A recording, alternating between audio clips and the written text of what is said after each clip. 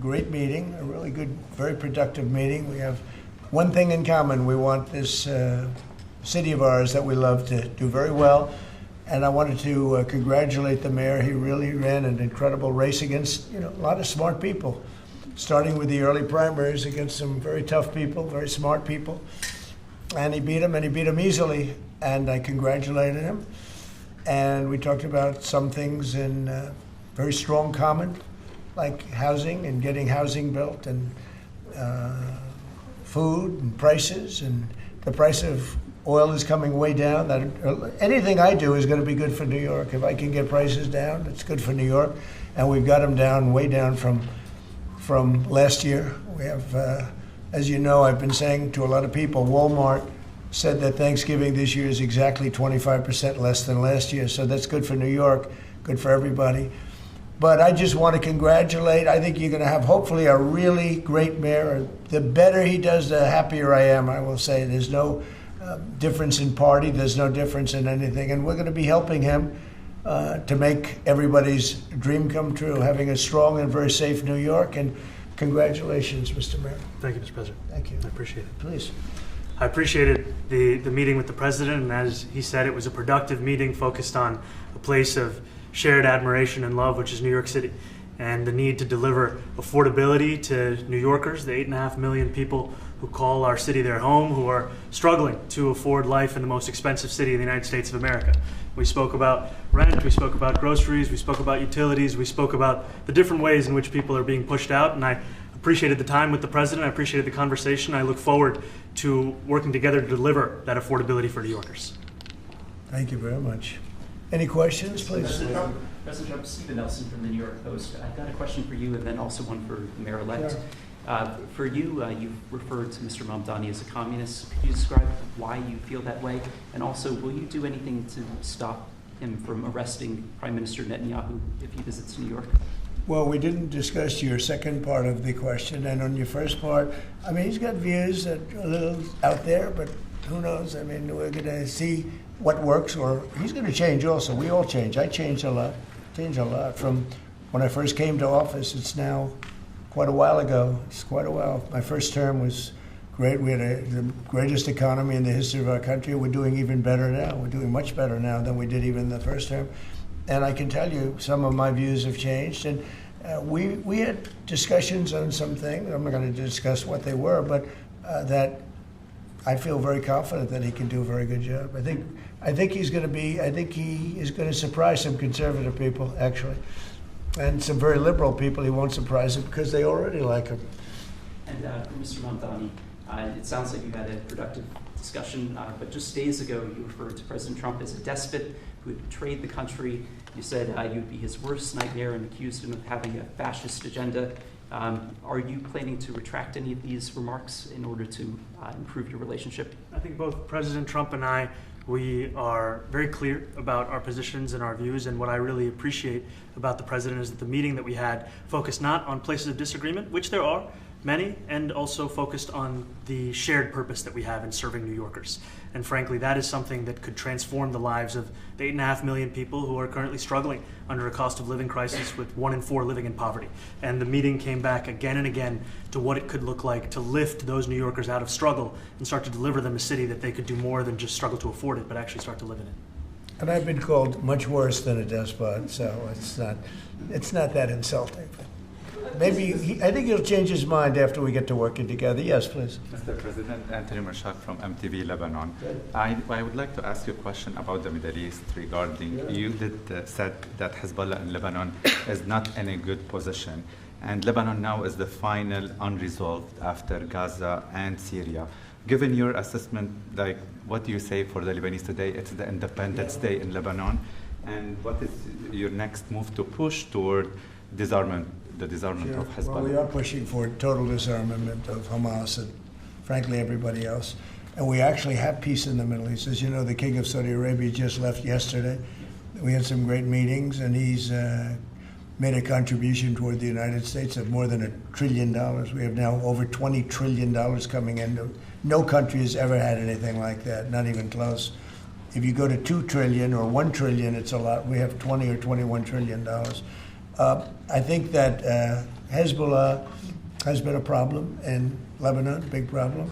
We're working with Lebanon. We're working with everybody in the Middle East. That's another thing I think we have in common. We want to see peace in the Middle East, and we actually have now, for the first time, peace in the Middle East after 3,000 years. And now we're going to refine it, and I think you're going to see some very positive things happen. There is a potential to invite the Lebanese president to meet you to the White House. I would do that, absolutely. And if the mayor would like to be here for that meeting, because I know he feels very strongly. I think you feel very, very strongly about peace in the Middle East. I think we desperately want it, and that's something that I shared with the president, that when I spoke to New Yorkers who had voted for the president last November on Hillside Avenue and Fordham Road, I asked them why. I heard again and again two major reasons. One was that they wanted an end to forever wars. They wanted an end to the taxpayer dollars we had funding violations of human rights, and they wanted to address the cost of living crisis. And I appreciated the chance to discuss both of those things. You said a lot of my voters actually voted for him, and I'm okay with that. President Trump, I have this hat as well. I'll do that. I'll sign it. Give it to me. I'll sign it in a minute. That's pretty good. Mr. President,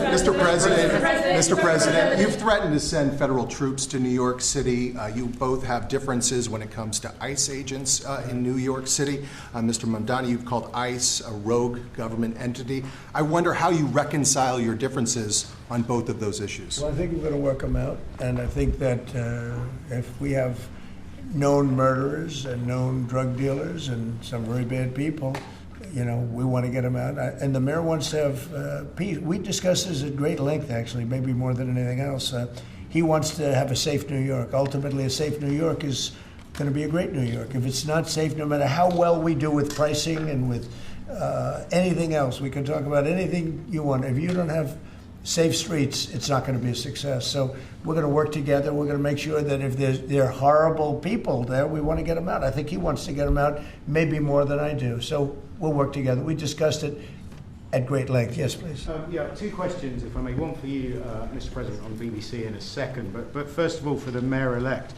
You're both from different parts of the political spectrum. You're both populists, though, and I just wonder to what extent the president's campaign style, his techniques, his social media use inspired any part of your campaign. Well, I actually told the president that so much of the focus of our campaign has been on the cost of living crisis. And when we asked those New Yorkers who had voted for the president, when we saw an increase in his numbers in New York City, that came back to the same issue: cost of living, cost of living, cost of living. And they spoke about the cost of groceries, the cost of rent, the cost of Con Ed, the cost of childcare. And too often politicians are looking to lecture to New Yorkers what they should care about as opposed to listen. And when we spoke to those voters who voted for President Trump, we heard them speak about cost of living.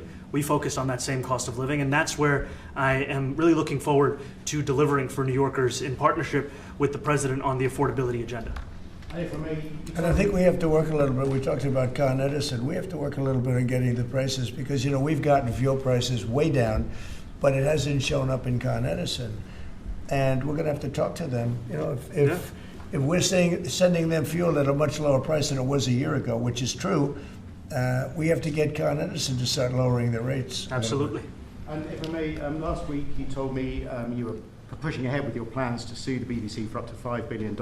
You're going to speak to Prime Minister Starmer as well. Is there any progress or any updates on those issues? Well, we get along very well with the Prime Minister. We made a deal with UK. I like him. He's a fine person, and I think they have some big energy problems. They've got windmills all over the place. They're going to have to start using other methods because their energy is out of control. Talking about in the UK, it's out of control, and he's got that problem. He's got a big immigration problem, as you know, and he's got a big energy problem. And we talk about it. He's a good man. Prime Minister's a good man. You have a chance to speak this week. I haven't spoken this week. Have you spoken to President Zelensky, or do you intend to meet with him, President Zelensky, about your plan? Are you going to meet with him? I've spoken with their people. We have a plan. It's horrible what's happening. It's a war that should have never happened. It would have never happened if I was president, and it's a shame. And I thought they should have acted quicker. But it's a cold winter, and a lot of the you talk about utilities, but a lot of the big energy-producing plants have been under attack, to put it mildly, to put it nicely. We have a way of getting peace, or we think we have a way of getting peace. He's going to have to approve it. Just so sad, so many people. Last month, they lost 25,000 soldiers. This is something, we haven't seen anything like this since the Second World War. And they're averaging 6,000 or 7,000 a week between the two of them, dead soldiers. And it goes on, and I think they're getting reasonably close, but I don't want to predict. I would have said that would have been one of my early ones. I did 8 peace deals of countries, including in India, Pakistan.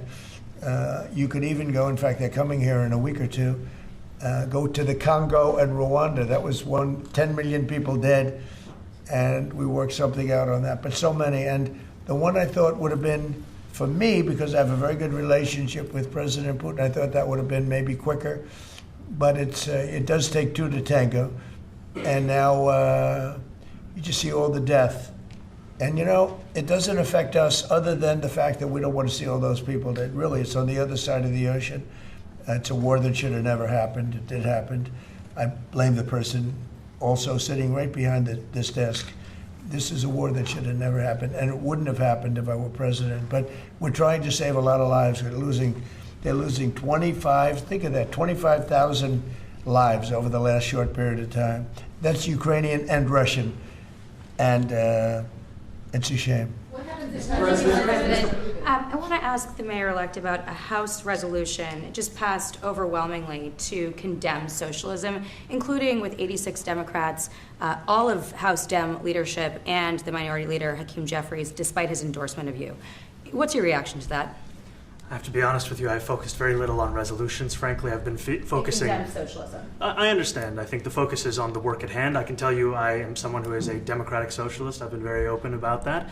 And I know there might be differences about ideology, but the place of agreement is the work that needs to be done to make New York City affordable. That's what I look forward to. And I want to clarify your answer to Stephen Nelson. He asked about your comment calling the president a fascist, and your answer was, both President Trump and I have been clear about our positions and our views. Are you affirming that you think President Trump is a fascist? I've spoken about... That's okay. You can just say yes. Okay. It's easier. It's easier than explaining it. I don't mind. Mr. President, I wanted to ask you also about this Ukraine plan. Yeah. President Zelensky said today that his country would risk either giving up a partner or giving up its dignity. There's been criticism that this deal proposal... He doesn't like it? It's unclear. He was sort of tenuous about it. He'll have to like it, and if he doesn't like it, then they should just keep fighting, I guess. The suggestion that he made, though, was that if he doesn't accept it, that the U.S. would pull back its support for Ukraine. Is that well, at some accurate? point he's going to have to accept something. He hasn't accepted. You remember right in the Oval Office not so long ago, I said, you don't have the cards. Don't forget, I inherited this war. This war never would have happened. I inherited this war. And I thought he should have made a deal a year ago, 2 years ago. The ultimate deal would have been if it never started. That would have been the good deal. That could have been done too if you had the right president, but you didn't have the right president. Mr. President, the cost of living is something that you and Mr. Mamdani seem to agree on. Democrats have run New York City for a long time, Mr. Mamdani. Do you see Democrat policies specifically as being a problem? And I'd like that be a question that both of you could answer in New York City. Look, I think that there are many things in our city where we have to own the responsibility of it, things that existed long before the president was the president. And those are also part of the message of our campaign, was to take on a broken politics of the past. And I ran against a number of candidates who represented different versions of that past. And what we found time and again is that working people were left behind in the politics of our city. And what we're looking to do is put those people right back at the heart of our politics so that we don't have a situation where we're in the wealthiest city in the history of the world, and yet 1 in 5 can't even afford $2.90 for a Metro card. Mr. President. We had some interesting conversation, and some of his ideas really are the same ideas that I have. But a big thing on cost, the new word is affordability. Another word is just groceries. It's sort of an old-fashioned word, but it's very accurate. And they're coming down high. They were, we had, both of us, we had the highest inflation in the history of our country the last 4 years under the Biden administration. And we've got inflation down now to a normal number. It's going to go even a little bit lower than that. Katie, do you have something in the back? Mr. President, thank you so much. Mr. Mamdani often talks about New York City being covered by international law, that they will follow international law, doesn't often talk about the U.S. Constitution. What is your response to that? Well, I don't know what you're referring to in terms it can be covered by international law, local law. It's covered by a lot of laws, but it's covered by U.S. law. Are you referring to anything in particular? He just says that they're a city that endorses and enforces international law. Is that at odds with U.S. I don't law? know. Would you want to? Do you want to respond to that? I think what I've shared with the president is our desire to not only follow the laws of our own city, laws that protect New Yorkers, but also a desire for consistency in our politics across the board. And that's something that we've talked about and something that I know many New Yorkers want. Will you work with ICE? Will you work with ICE then? We discussed ICE and New York City, and I spoke about how the laws that we have in New York City allow for New York City government to speak to the federal administration for about 170 serious crimes. The concerns that many New Yorkers have are around the enforcement of immigration laws on New Yorkers across the 5 boroughs, and most recently we're talking about a mother and her 2 children, how this has very little to do with what that is. Mr. Mamdani, What we did is we discussed crime. More than ICE per se, we discussed crime. And he doesn't want to see crime, and I don't want to see crime. And I have very little doubt that we're not going to get along on that issue. He wants to, and he said some things that were very interesting as to housing construction, and he wants to see houses go up. He wants to see a lot of houses created, a lot of apartments built, etc. And you know, we actually people would be shocked, but I want to see the same thing. Mr. Mamdani, anti-Israel protesters. Jack? Yeah, Mr. President, I wanted to know one of the policies as well that Mayor-elect Mamdani talked a number of times about on the campaign was shifting the tax burden for property taxes from what he called minority communities to white-based communities and putting more taxes on white people. I also noticed that in your acceptance speech you didn't mention anything about America or Christians or white people in general, and so I didn't know if that was one of the policies that you guys had spoken about. We focused on affordability. We focused on the cost of living crisis. What I will say is that I am very much interested in property tax reform because what we see right now in New York City is a system that is so inequitable that it can't even stand up in court.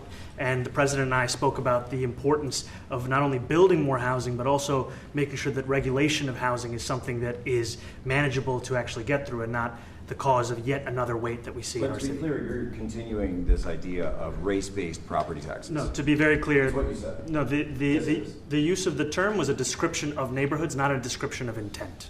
So you intend to tax the whiter neighborhoods more? No, we intend to create a fair property tax system because we want a New York City that is not only fair and equitable, but also one that every New Yorker can afford. Mr. Mamdani, anti-Israel protesters.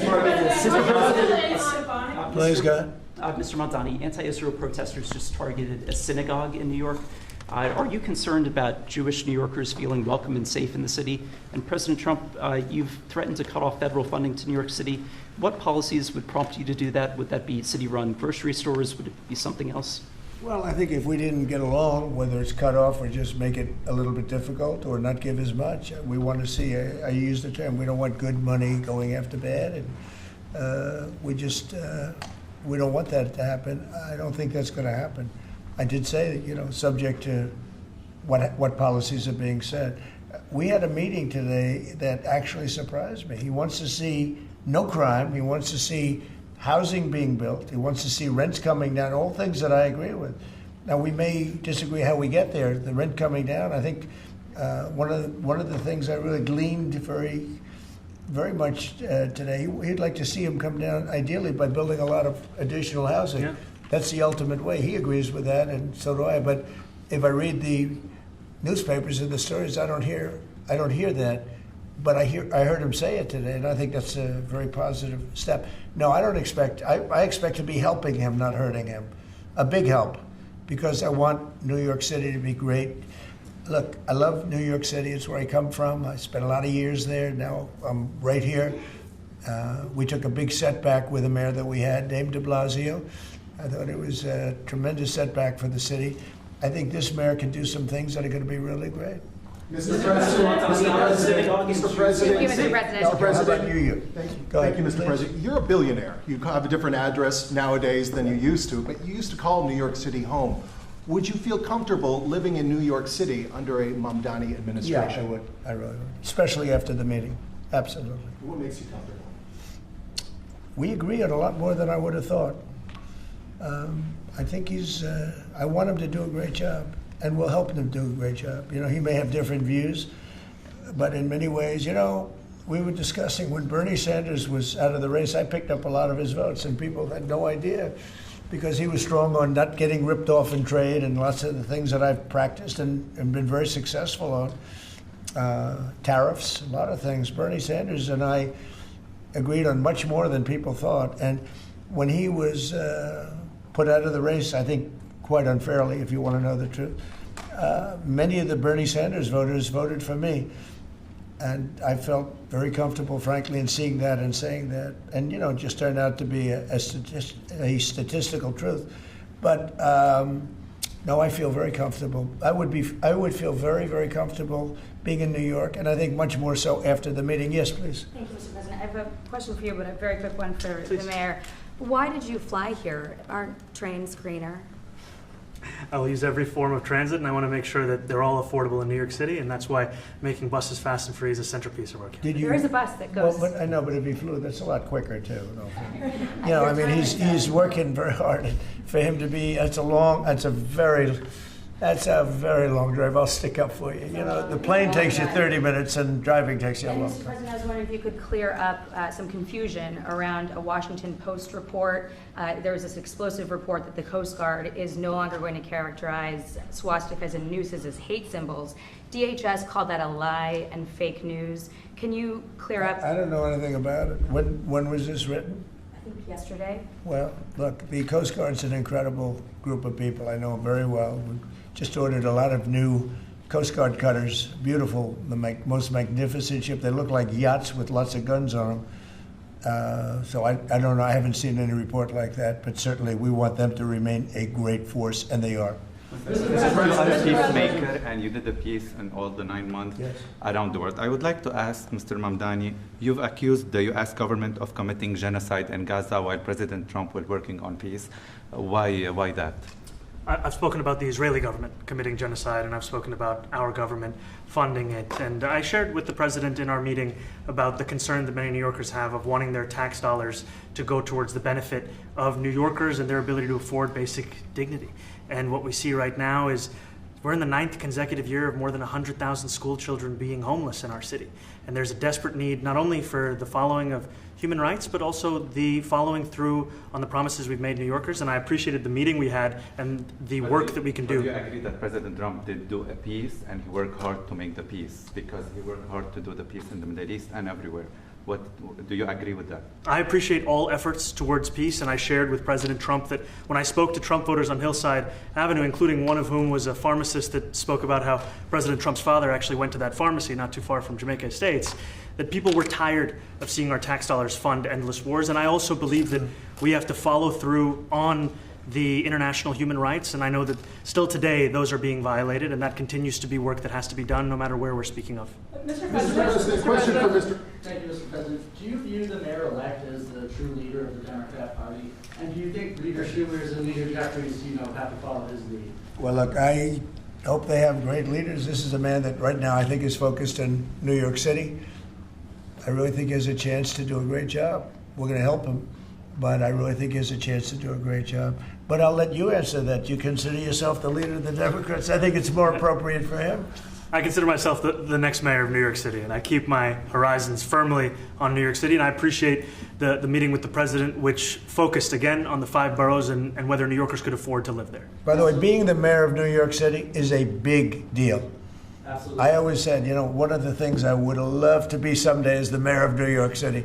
Being the mayor of New York, and especially now, because I think you're at really a turning point, one way or the other.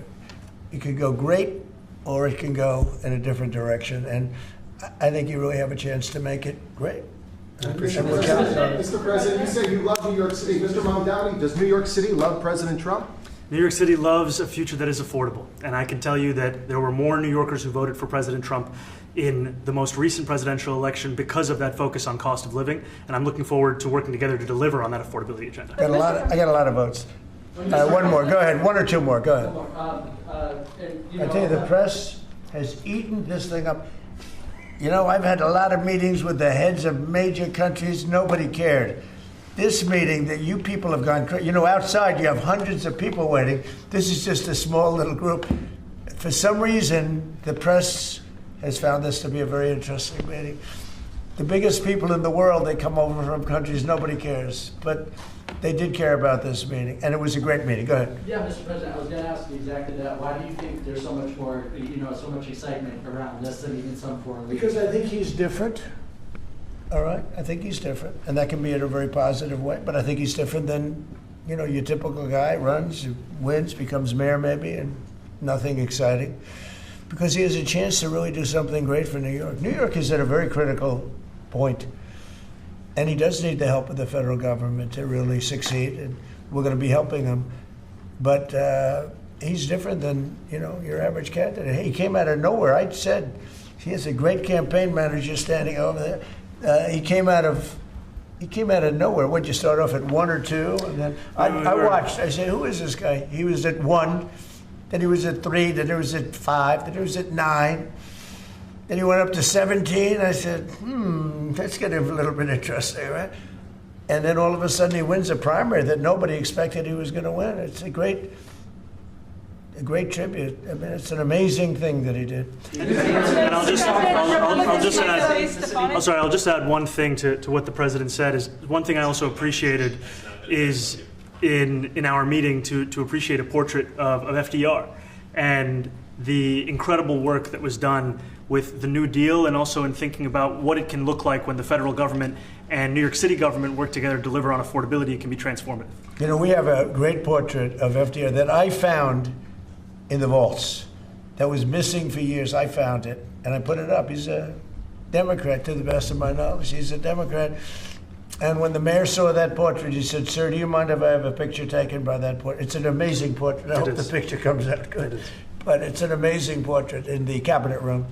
So he's a big fan of the New Deal, I guess, and of FDR. Yes, ma'am. Thank you, Mr. President.